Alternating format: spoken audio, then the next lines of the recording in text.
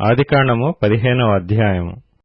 ఇవి జరిగిన తరువాత యెహోవా వాక్యము అబ్రామునకు దర్శనమందు వచ్చి, అబ్రామా, భయపడకుము, నేను నీకు కేడెము, నీ బహుమానము అత్యధికమగునని చెప్పెను.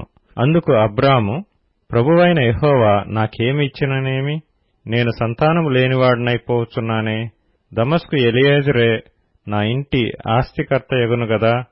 మరియు అబ్రాము, ఇదిగో నీవు నాకు సంతానమియ్యలేదు గనుక నా పరివారములో ఒకడు నాకు వారసుడగునని చెప్పగా, యెహోవా వాక్యము అతని యొద్దకు వచ్చి, ఇతడు నీకు వారసుడు కాడు, నీ గర్భవాసమున పుట్టబోచున్నవాడు నీకు వారసుడగునని చెప్పెను.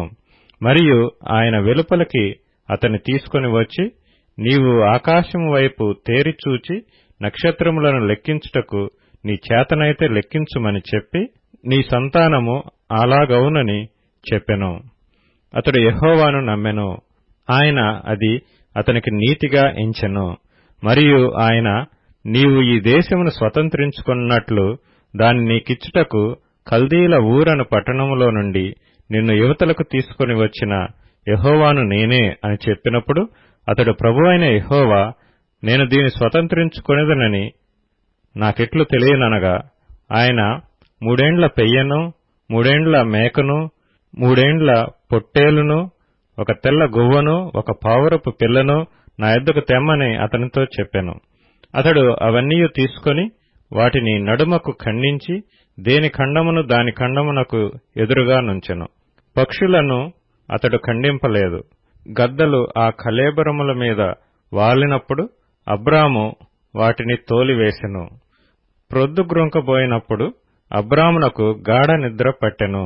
భయంకరమైన కటిక చీకటి అతన్ని కమ్మగా, ఆయన, నీ సంతతి వారు తమది కాని పరదేశమందు నివసించి ఆ దేశపు వారికి దాసులుగా నుందురు. వారు 400 ఏండ్లు వీరిని శ్రమ పెట్టుదురు. వీరు ఎవరికి దాసులవుదురో ఆ జనమునకు నేనే తీర్పు తీర్చుదును. తరువాత వారు మిక్కిలి ఆస్తితో బయలుదేరి వచ్చెదరు. నీవు క్షేమముగా నీ పితరుల యొద్దకు పోయెదవు. మంచి వృద్ధాప్యమందు పాతిపెట్టబడదువు. అమోరీయుల అక్రమము ఇంకనూ సంపూర్ణము కాలేదు గనుక నీ 4వ తరం వారు ఇక్కడికి మరలా వచ్చెదరని నిశ్చయముగా తెలుసుకొనుమని అబ్రాముతో చెప్పెను. మరియు ప్రొద్దుగ్రుంకి కటిక చీకటి పడినప్పుడు రాజుచున్న పొయ్యియు అగ్ని జ్వాలయు కనబడి ఆ ఖండముల మధ్య నడిచిపోయెను.